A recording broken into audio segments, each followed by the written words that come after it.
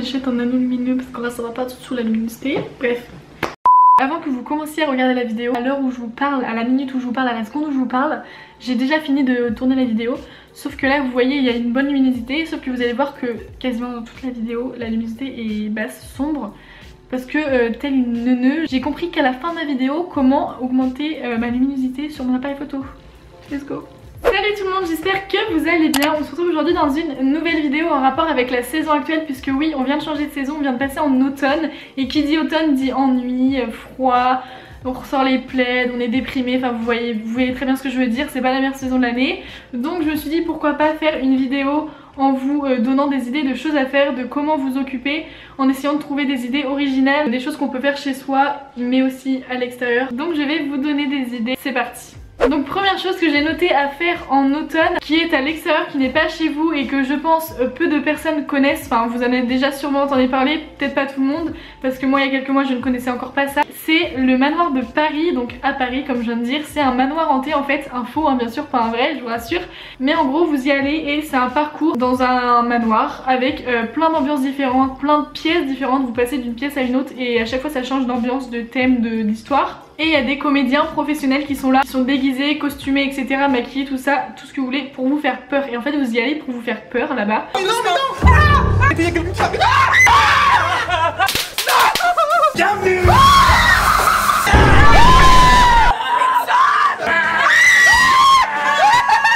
Faut vraiment aimer ce genre de choses, faut vraiment être un peu dérangé déjà dans sa tête pour aller là-bas. Donc ça commence directement quand vous êtes dans la file d'attente, il y a des acteurs hyper bien maquillés qui viennent vous voir, qui viennent vers vous, qui viennent vous faire peur, histoire de vous donner un petit avant-goût de ce qui va se passer à l'intérieur. Une fois que vous passez ce rideau noir, c'est parti après pour 30 minutes d'enfer, vraiment de frayeur, de frisson, vous êtes terrorisés, tout ce que vous voulez. Et donc pour Halloween ils font une édition spéciale, donc cette année ça a commencé le 17 septembre et il y a une centaine d'acteurs je crois pour la période d'Halloween qui viennent vous faire peur, qui sont là pour vous terroriser parce que c'est vraiment le mot juste. En gros Halloween c'est 1000 fois pire, enfin 1000 fois pire vous m'avez compris, c'est beaucoup plus pire. Ils misent vraiment beaucoup sur Halloween. Et du coup moi j'ai tenté l'expérience une fois mais pas à la période d'Halloween, j'ai été donc cette année en février, j'ai été avec deux copines et clairement j'étais en tachycardie à l'intérieur, je tremblais de partout, j'étais au bout de ma vie, vraiment je suais, j'étais vraiment au bout de ma vie, j'avais les mains moites et tout, c'était horrible. Même si tu te dis dans ta tête t'inquiète Alison, c'est des acteurs, c'est du fake, derrière ils sont en train de rigoler derrière leur masque et tout. Sephora c'est du maquillage. Nous l'académie hein. Sephora c'est du maquillage. Mais pas du tout, c'est tellement bien fait, ils sont tellement bien maquillés, ça fait tellement réel, on y croit forcément quoi et on est tellement pris dedans. Non c'est toi qui vas devant, moi je vais derrière et tout, nanana, on est tous là en train de se piétiner dessus, non vas-y va devant et tout. Ma stratégie est la suivante, tu passes devant, nous on passe derrière. On est vraiment paralysé par la peur et c'est incroyable. Mais le plus dur je pense c'est de ne pas montrer que vous avez peur, parce que si vous montrez que vous avez peur et que vous êtes terrorisé, et bah justement eux ils remarquent, ils voient et ils viennent encore plus vers vous et ils viennent encore plus vous faire peur, tu vois, vous êtes après la cible à viser quoi. Donc le plus dur c'était vraiment de rester figé, de ne pas montrer que j'avais peur. Donc quand ils viennent vers toi et qu'ils te chopent le cou comme ça par surprise, faut pas trop bouger quoi, faut pas trop réagir. Et du coup quand on est sorti au bout de 30 minutes de cet enfer, clairement, le personnel nous a dit de revenir à Halloween. Ils nous ont dit que ce qu'on avait vu là c'était clairement rien à côté d'Halloween. Donc j'ose même pas imaginer ce que ça doit être Halloween, ça doit être une horreur. Mais j'ai quand même trop envie d'y aller, j'ai quand même envie de le faire. Parce que malgré tout, même si je me suis fait 36 000 cheveux blancs pendant 30 minutes, c'était trop bien et je regrette vraiment pas de l'avoir fait. Et je pense que tout le monde devrait au moins essayer au moins une fois dans sa vie juste pour voir genre le travail fourni par les comédiens et tout, genre c'est tellement bien fait, tu t'y crois tellement, le décor est mais incroyable, c'est vraiment un truc à vivre. Et pour les plus courageux bah allez-y à Halloween du coup parce que ça doit être ouf, ça doit être trop bien. Ensuite deuxième idée de choses à faire pendant l'automne, c'est faire son stock de bougies parce que c'est propice à la saison, ça donne une ambiance chaleureuse, vous voyez bien ce que je veux dire. Et là actuellement j'en ai une chez moi que j'ai acheté à Action, j'avais jamais testé les bougies d'Action. Quand je l'allume en fait elles sentent pas du tout, genre elles sentent rien, mais quand je mets le nez dedans genre ça sent hyper fort, genre elles sentent hyper fort. Et une fois allumées elles sentent rien du tout. Donc je vous conseille pas du tout d'acheter des bougies de Action et franchement elles servent à rien du tout. N'étant pas une pro des bougies comme vous pouvez le voir, je vous ai mis en story Instagram un sondage, pas un sondage, un truc question là. Si vous aviez des marques à me conseiller de bougies qui durent dans le temps et qui sentent bon. Et la marque qui est le plus ressortie c'est Yankee Candle. Donc c'est vrai qu'on entend quand même pas mal parler d'eux. J'ai jamais testé encore, donc Yankee Candle je pense que ça doit être une valeur sûre du coup parce que il y a quand même pas mal de personnes qui m'ont m'ont dit celle-là. Du coup j'ai été voir sur le site de Yankee Candle et j'ai vu qu'ils avaient déjà mis en vente leur calendrier de l'Avent 2020. Il y en a 2 différents. Donc s'il y en a que ça intéresse, parce que je sais qu'il y en a qui aiment bien voir les calendriers de l'Avent Yankee Candle. Donc voilà, ils sont déjà en vente si vous voulez aller voir. Ensuite, deuxième marque de bougies qu'on m'a conseillé, que je connaissais absolument pas du tout, Nirvana, je crois la marque, et le nom de la bougie c'est Molly ou Holly, je sais plus. Du coup j'ai été me renseigner sur internet, mais là clairement c'est des bougies de luxe. 94 € la bougie qui a une hauteur de 10 cm environ. Mais par contre elle a une durée de 60 heures. Donc à ce niveau là quand même 60 heures c'est quand même énorme pour une bougie. Est-ce que vous achèteriez une bougie à 94 €? Du coup elle a une durée de 60 heures, j'ai fait les calculs.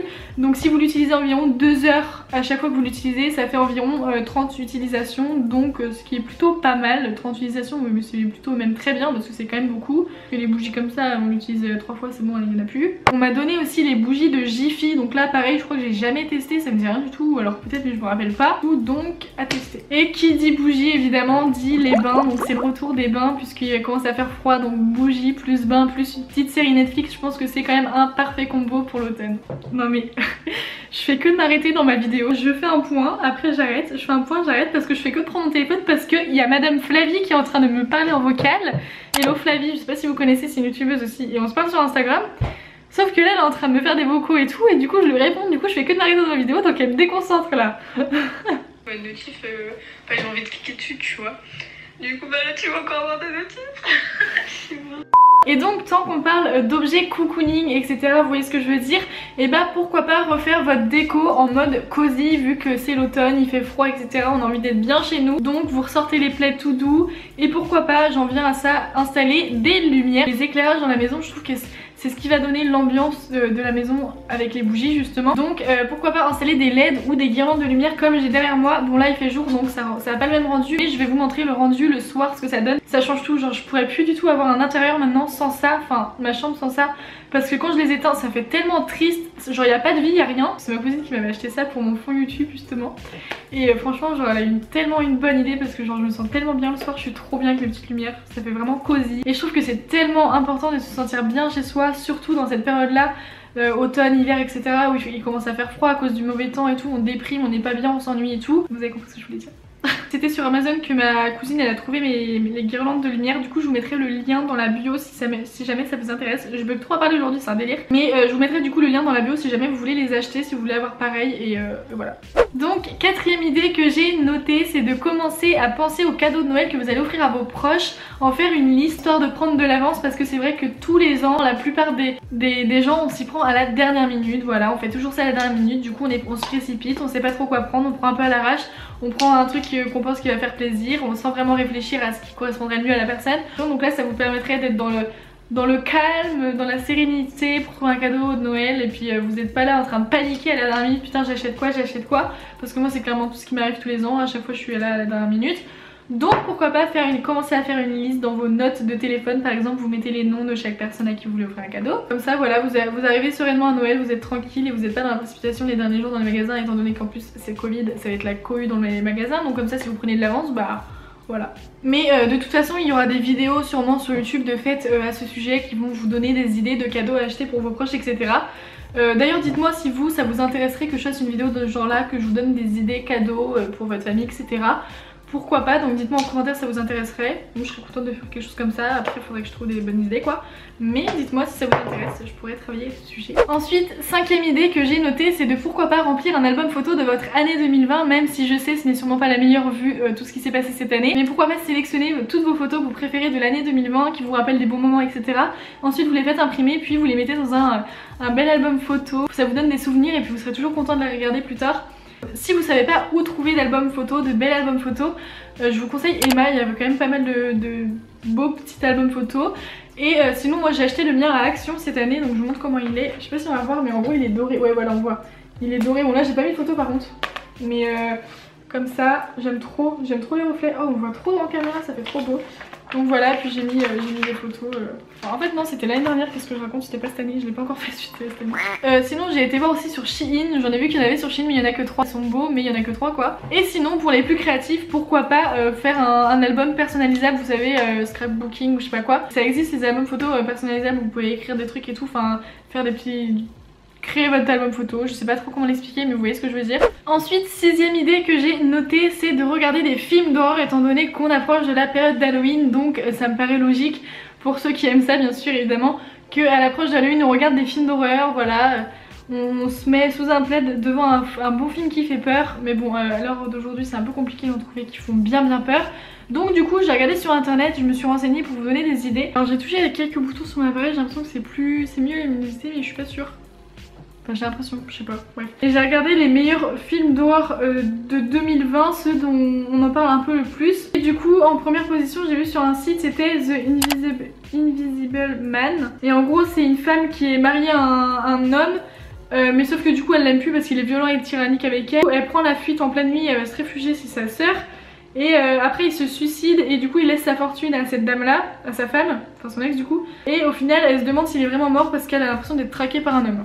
Voilà, c'est ça le résumé. Et ensuite j'ai vu en 4ème position The Conjuring 3, le 3ème. Ceux qui aiment les films d'horreur, je pense que vous avez tous vu le Conjuring, le 1 et le 2. Et là il y a le 3 qui est sorti le 9 septembre, donc c'est tout récent. Donc qui dit film dit aussi lecture sous un gros plaid avec un petit chocolat chaud, avec votre chat à côté si vous en avez un bien sûr, vous voyez ce que je veux dire. Mais je sais pas si vous ça vous fait ça, mais moi en gros quand la période de froid revient, l'hiver etc, ça me donne envie de relire parce que je lis beaucoup moins en été, enfin vraiment quand il commence à faire froid, qu'on est bien chez nous et tout, ça me donne envie de lire, mon envie revient. Donc vous, est-ce que ça vous fait ça aussi ou je suis la seule à qui ça fait ça? Donc voilà, la 8ème idée de choses à faire, c'est de prendre un bon livre et de se mettre sous son plaid et de le lire, mais ça c'est une idée basique. Mais du coup ce que j'ai fait c'est que j'ai regardé sur internet lesquels livres étaient un peu tendance en ce moment. J'ai sélectionné genre 2 livres que j'aimerais bien lire. Déjà le premier c'est Toujours plus de Léna Situation parce que franchement Léna Situation, cette fille je l'adore, elle est tellement positive et j'entends que du positif de son livre, il n'y a que des bons avis. Enfin elle est tellement positive cette fille, elle a tellement une joie de vivre, elle a tellement une vision de la vie qui est juste et qui est optimiste, enfin elle est toujours optimiste et tout. Putain mais la luminosité est trop bien par rapport à tout à l'heure, je suis choquée, pourquoi j'ai pas fait ça dès le début là. Et ensuite 2ème livre que j'aimerais bien lire, c'est un livre de Guillaume Musso parce que c'est un auteur que j'aime bien, j'ai lu plusieurs de ses livres et franchement j'aime bien ses livres. Et là j'ai vu qu'il en a sorti en 2020, le 26 mai 2020, ça s'appelle La vie est un roman. Donc ensuite, dernière idée, c'est de cuisiner évidemment parce que oui, c'est le retour des bons petits plats bien gras qui font plaisir, la tartiflette, la raclette, les fondus, tout ça.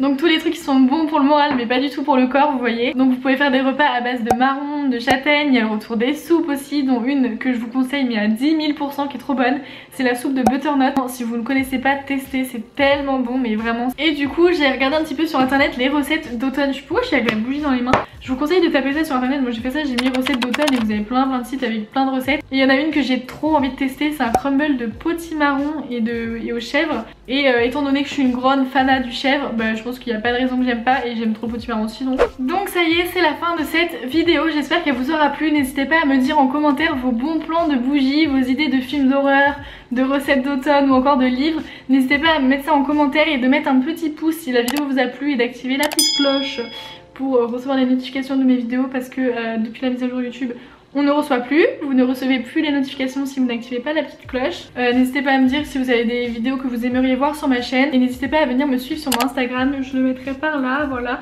N'hésitez pas à venir me suivre parce qu'il se passe des choses en story des fois par rapport à mes vidéos, j'ai besoin de vous, de vos opinions etc. Et donc je vous fais plein de bisous et on se retrouve dans une prochaine vidéo. Poggy! Ah bah t'es là! Coucou toi! Coucou Micha, oh mon bébé d'amour.